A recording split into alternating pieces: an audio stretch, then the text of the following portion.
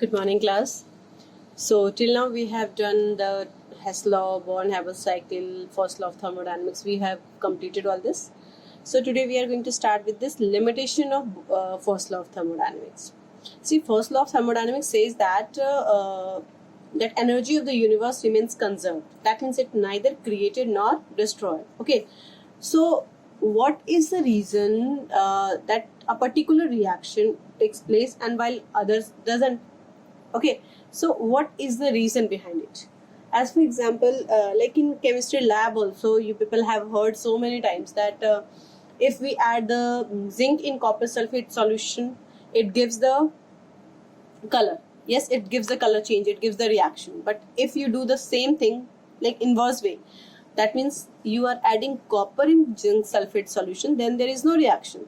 So actually, basically, what is there which makes the reaction feasible, which says the reaction to proceed? So that we are going to understand in this topic. So let's start with this spontaneous and non-spontaneous reaction. Spontaneous reaction are such reaction which occurs by their own. Okay, by their own. That means they don't need any driven force, and if they need it, then also very little driven force, very little, like the one who are scoring good, the one who are good students, like that. So in the class also there are few group are that who, like, they don't, we teachers do not, like, we don't need to say anything to say that please study and do and all this, वो अपने आप कर लेते हैं. So that are spontaneous reaction, isn't it?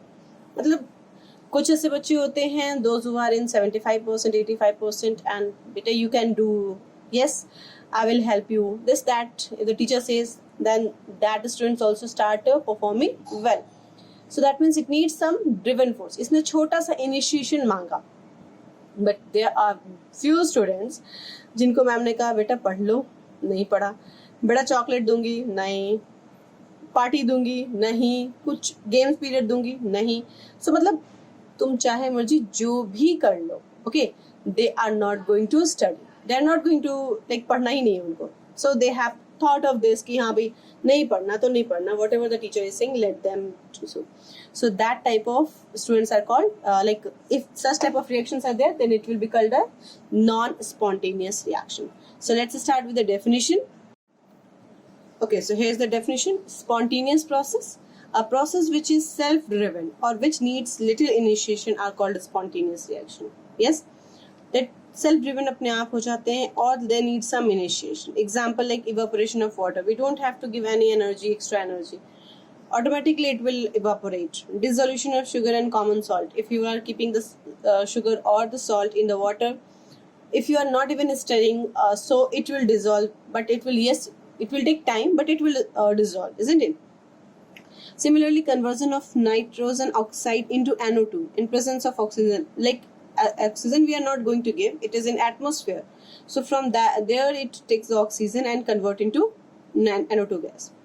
Displacement of copper from copper sulfate solution. You simply add zinc in the copper sulfate solution and nothing else, and this will be convert, like the product will convert into will form ZnSO4 plus Cu, isn't it? Now these two I have marked as a dot. They need some initiation, like burning of candle. If you are keeping the candle like this, it automatically it will not burn. चाहे मर्जी वो 2 साल लगे, 10 साल लगे, but it will not burn, isn't it? जब तक we are not igniting it. So on ignition, small ignition is required over there. Similarly, electrolysis of water can be done by passing small initiation, that is called electricity. So ये जो initiation, ये जो हम small initiation we will give, that is in form of energy, and we know that lots of form of energy, yes, so we are going to use that. Okay, so now the non-spontaneous process. Non-spontaneous process are such process which may not take place even after strong initiation. चाहे मुझे जो भी कर लो, this reaction is not going to take place. Example, gold. If you keep the gold in water, will it possible that after few years it will dissolve? No, it is not going to dissolve, isn't it? So although you keep it for many years, it is not going to dissolve. So this is non-spontaneous process. Similarly, if we add this silver nitrate and sodium chloride, so automatically this reaction will occur. AgCl will form, silver chloride will form, and sodium nitrate will form. But if you want to do the reverse way, like AgCl and NaNO3, if you are going to mix, whatever energy you want to give it, this reaction is not going to happen. Okay, so this is non-spontaneous process. Now we have to know that ये जो हमने some initiation we talk about, so what is this? So this is called driven force. Okay, so let's study about the driven force. What is this? Driven force in a spontaneous reaction which needs some initiation, the force which is responsible for the spontaneity of the process is called driven force. Spontaneity का मतलब the movement of the reaction in a given direction. Got it? So the force, whatever the force, it can be of any form of energy, heat, light, collision, whatever, any form of energy it will be, is responsible for spontaneity of the process is known as driven force. Okay, so the first thing, like we have to decide that to predict the spontaneity of the reaction, we can say that how we can predict the spontaneity of the reaction. So just simple सी बात है, like every the one which is moving here and there has lots of energy, so it is not stable. So what it does do, it release some energy, it gives some energy out to be stabilized, isn't it? So we can say that there are the two factors which causes the spontaneity. Yes, so first is tendency to acquire the minimum energy. So that everyone has the tendency to lose the minimum, to minimize its energy, because energy and stabilization, we know it's inversely proportional. So in that order we lose the energy to be stabilized. As for example, you can see if I'm keeping a ball on the, like there is an inclined way, okay, and I'm keeping the ball over here, so will it move here? No, it won't move, because it's here the minimum energy, it is having minimum energy, so it is already stable, isn't it? But instead of this, I'm keeping the object over here, so what it will do, will it move? Yes, for sure it will move, because here it has more potential energy, or you can say that the kinetic and what we say, energy. Yes, so what it will do, it will come down to lose its energy, to minimize its energy, isn't it? So in that way we can say that the exothermic reaction and endothermic reactions, so that examples is there. So exothermic reaction, that means what extra heat is there, isn't it? So to get stabilized, it releases out the energy, so heat के form में वो release करता है energy को. So we got the one thing, yes, somehow tendency to acquire minimum energy can be a factor for the spontaneity. So now we have to know that is decrease in energy is the sole decrease in energy the sole criteria for that spontaneity. मतलब only the factor decrease in energy is the only factor for the spontaneity. If it is like that, अगर ऐसा होता तो see evaporation of water, it needs heat, it takes the sunlight, isn't it? It's an endothermic reaction, it takes sunlight, it doesn't releases any energy, ये energy तो release नहीं करता. So यहाँ पे तो it is gaining, like it is increasing its energy, isn't it? But this reaction is spontaneous. Are you getting it, what I am saying? Like if you are keeping the ice from that refrigerator, you take it out and keep it on the table, what will happen? You don't have to give anything, you don't have to provide anything, it will automatically acquire the energy from the surrounding and will convert into liquid. So here also it is an endothermic reaction, it's not an exothermic, but this reaction is spontaneous. So what is the reason? So that means now we got that only decrease in energy is not the sole criteria for the spontaneity. Got it?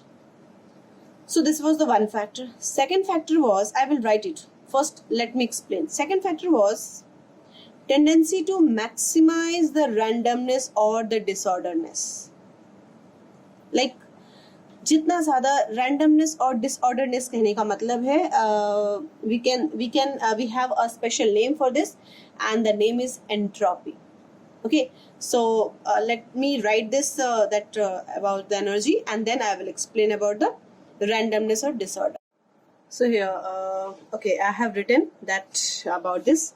So the first thing I have told you, that tendency to acquire the minimum energy, which will give the stability, that I have explained. Yes, all that exothermic reaction, they have more energy. So that's why what they do, they lose the energy, they release the energy, and hence they get the stabilization. So like this, got it?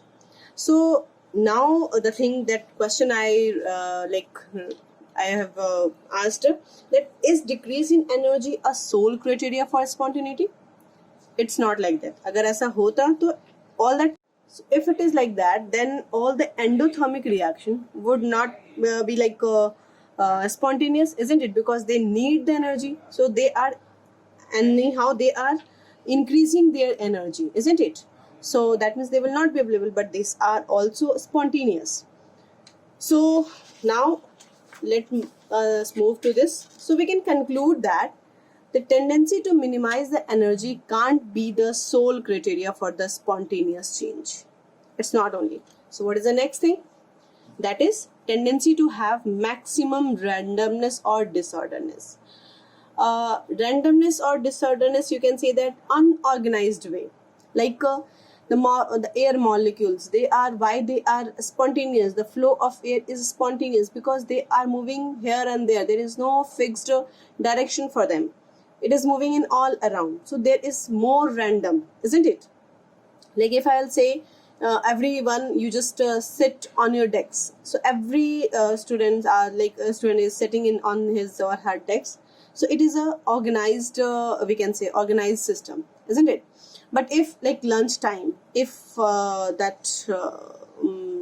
dispersal time, so the all particles, the all students are moving here and there like this, so miss happening के chances किस में ज़्यादा होते हैं? When they are random. तो similarly यहाँ पे भी हम एक we will know this thing कि there is an theory in chemistry, we have to learn that kinetic theory of gases. So it says that if the particles, more the collision will be there, more number of reactant will be converted into product. So ये collision कब होगा? When they are organized or when they are non-organized? Obviously when they are non-organized, isn't it? So if randomness or disorderness increases, their spontaneity will increase. Clear, bache? So spontaneity will increase, and that is like I have written, the free movement or the random is called randomness or disorderness. Okay? Example of evaporation of water. Why it is spontaneous? Because it is liquid. The molecules are little organized, but when it converts into gas, the molecules are far away from each other. All are like random, isn't it? So randomness increases. That's why it is a spontaneous. Melting of ice. Again, the like water. If I'm keeping ice as a solid, and after some time this is going to convert into liquid, again the solid, the molecules are compact with each other, but in liquid little free in comparison to solid state, so here also randomness increases, so that is also considered as. So we can say that increase in randomness causes spontaneity of the reaction, but randomness alone again can't be the sole criteria. Matlab, earlier we have done that to increase, to get the, or to minimize the energy, that means should be exothermic reaction, isn't it? Here I have said randomness should increase. Okay, so there are the three things, like I've written that energy should be, energy opposes. If more energy is there, then it will it will have less stability, so it will lose the energy in form of heat. So this opposes the reaction. If you talk about the randomness factor, जितना ज़्यादा random होगा उतना ज़्यादा reaction fast होगा and उतना ज़्यादा reaction spontaneous होगा. So that it favors. Okay, driving force. If there is any force over there, any heat, any light, or whatever the driven force is there, that also favors to make the reaction feasible. Actually, the first law of thermodynamics, what was that? The energy remains conserved. So that is 110% correct. But whether the reaction is going to occur or not, whether the reaction is feasible or not, that is the limitation of first law of thermodynamics. Okay, अगर reaction हो जाएगा तो ठीक है कि वो law of conservation of mass को follow करेगा, but अगर वो reaction होगा कि नहीं होगा, ये कौन decide करेगा? So that will be decided by second law of thermodynamics that we will do. Okay, so now let's talk about this randomness, and that is thermodynamic representation of randomness. It is called entropy. Okay, entropy is denoted by S, and it is a measure of degree of randomness or disorderness, or you can indiscipline. जितना ज़्यादा indisciplined होंगे, they will move here and there, they will like disorderness ज़्यादा होगा, entropy ज़्यादा होगी, and the reaction will move towards the spontaneity, isn't it? So S again we cannot find exactly S, we cannot find. ठीक है, so that is entropy is a state function because it depends upon initial and final stage only. Delta S is S final minus S initial. We can say that for that any physical process, and if we talk about the chemical process, then it is S product minus S reactant. Got it? Okay, so again, if I will ask that Q amount of heat is evolved or absorbed during a chemical reaction, किसी भी chemical reaction में अगर Q amount of heat is absorbed or evolved in any reversible isothermal process जहाँ हम temperature constant रखेंगे, then change in entropy क्या होगी? If Q amount of heat is absorbed or evolved,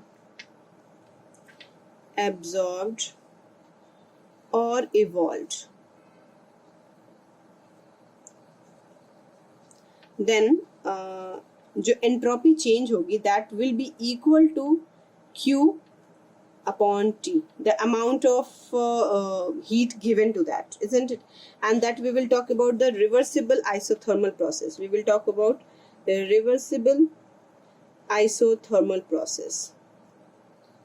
Okay, thermal process where the temperature is going to be constant, temperature will not change. तो जो भी heat हम देंगे, that will convert into the randomness. Yes, that will increase the randomness, so it is directly proportional. Okay, so here we can write Q reversible, and we know that if at constant pressure, if we are doing any reaction, so Q will be considered as delta H.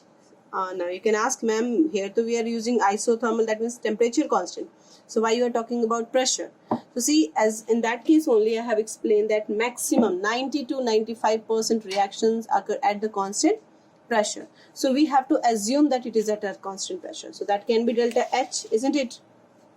Delta H upon T. Clear? We can write.